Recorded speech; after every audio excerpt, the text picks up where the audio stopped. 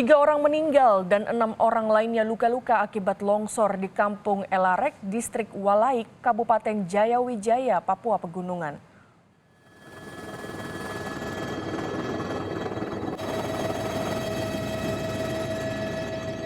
Ini adalah pantauan dari helikopter di lokasi terjadinya musibah longsor di Kampung Elarek, Kabupaten Jayawijaya. Longsor yang terjadi Kamis dini hari lalu menyebabkan 3 orang meninggal dan 6 lainnya mengalami luka dan tengah dirawat di RSUD Wamena. Ketiga korban tewas dimakamkan Jumat kemarin oleh warga setempat.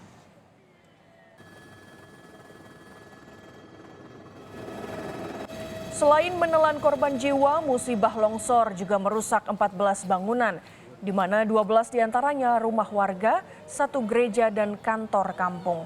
Warga selamat mengungsi ke dataran yang lebih tinggi. Warga juga meminta pemerintah untuk merelokasi perkampungan mereka ke tempat yang lebih aman dan membangunkan rumah bagi mereka yang terdampak.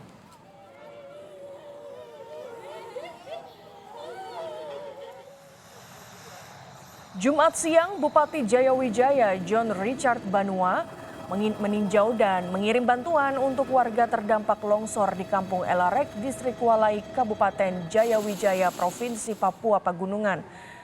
Bantuan dikirim menggunakan 3 helikopter. Bantuan yang diberikan berupa bahan makanan dan uang tunai. Bupati Jayawijaya berjanji mencarikan warga lokasi baru untuk tempat tinggal mereka.